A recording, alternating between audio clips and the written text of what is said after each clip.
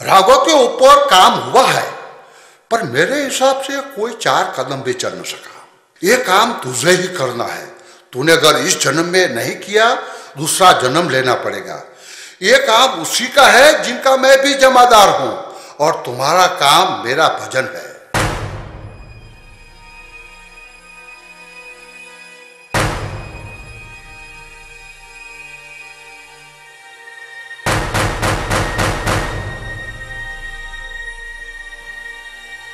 और उसे यह भी डर था कि कहीं वक्त हाथ से निकल न जाए। और एक कविता उसके भीतर से उठी। भगवो रंग प्रगटा से कालिलवो पहरिश भगो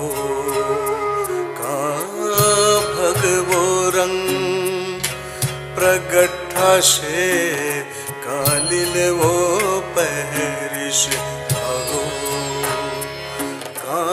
श्वेत सप्तनी समझ देशे श्वेत सप्तनी समझ देशे निरंगो गासे रागो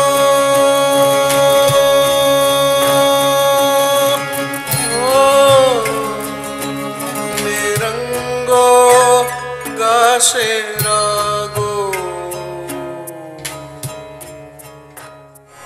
आप भी समझ सकते हैं कि एक छोटे से कैनवास पर यह संभव नहीं है। कई बातें मेरी समझ के बाहर हो सकती है। तो ये स्वर आया कहां से? ये स्वर ब्रह्मांड में तो होगा, मगर इस पृथ्वी पर उसकी असर शायद पृथ्वी के जन्म के साथ ही हुई होगी। और जिसने हमें पृथ्वी दी, आज भी जो हमारा संचालन कर रहा है, वो सूर्य नारायण। उन्हीं से पृथ्वी अलग हुई। उसी सोच को सीमित रख के बिग बैंग को सिंबल बनाकर पहला चित्र बनाया, स्वर का जन्म। सूर्य में से पृथ्वी अलग हुई। उसी आवाज से जो गुंजारव सुनाई दिया, वो है ओमकार। उसी ने महाशक्ति चंद्रबिंदी की आराधना की।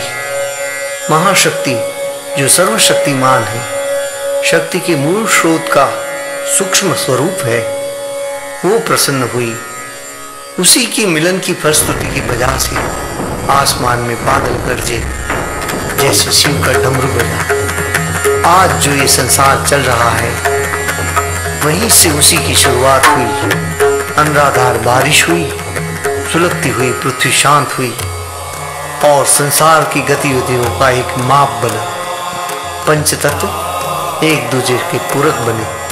कुदरत के ऋतु चक्र के क्रम, या लियोनार्डो दा विंची के शब्दों में कहे तो एक ऐसा गोल्डन रेशियो बना, जिसकी वजह से युगों की प्रक्रिया के बाद जल में से जीव की उत्पत्ति हुई। धड़कन पर से ताल और लय की मात्रा की शुरुआत हुई। साधो साधो साधो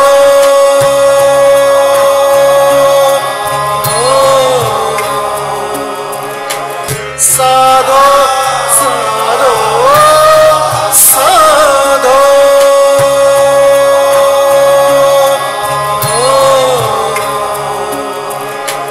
साधो साधो साधो साधो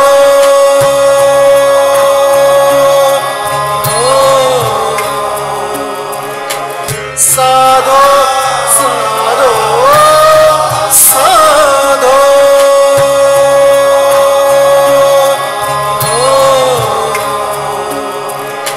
साधो साधो साधो साधो